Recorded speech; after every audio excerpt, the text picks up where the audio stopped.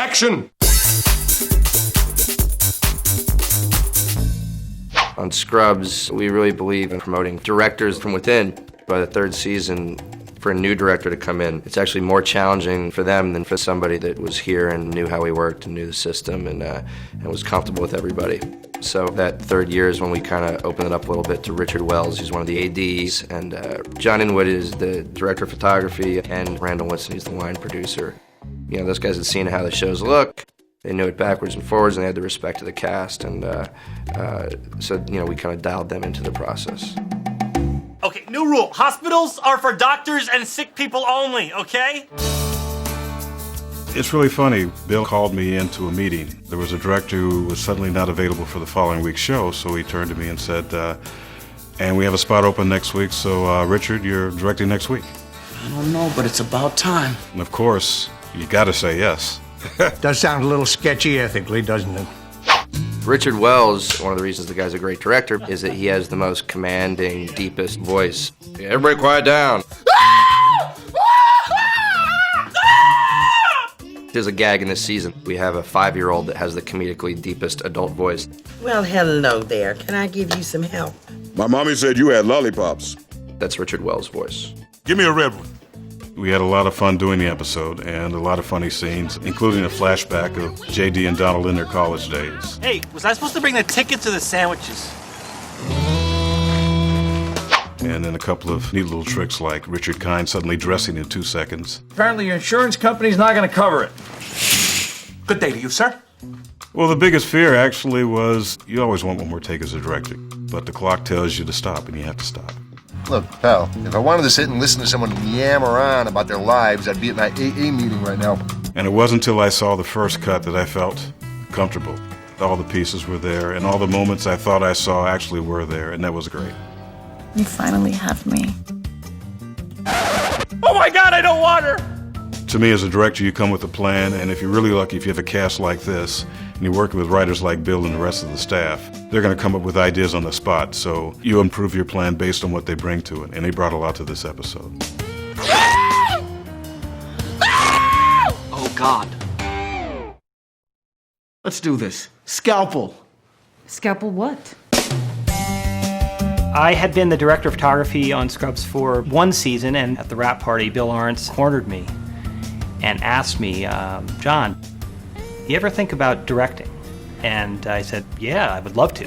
So I guess this pretty much makes me your bitch now. The funniest thing is the guy's a DP, you know, and he's been ordering people around for 3 years and yelling at people to, you know, clear the light, you know, fix that shadow, and then finally in his first shot he was like, action.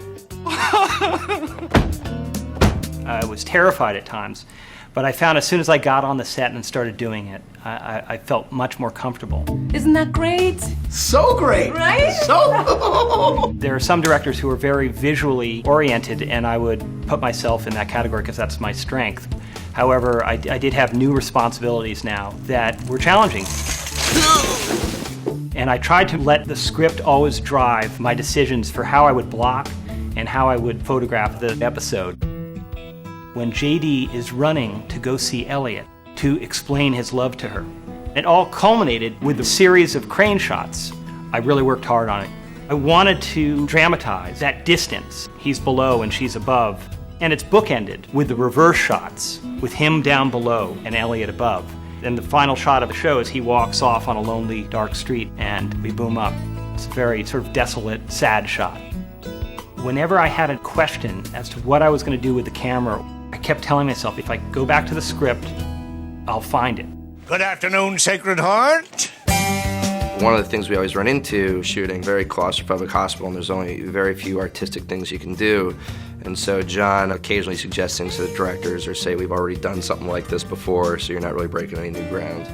And then when I got his first episode back, there were all these fantastic shots in the hospital that no one had ever thought of that he had been basically saving for 2 years. But then he accused me of saving shots. He was hoarding shots. He got me there. Enjoy. It's so great to finally be able to call you my boyfriend. Boyfriend? And Randall, that guy just earned it because he's the line producer, which means he's in charge of just about everything that I can't or don't want to do.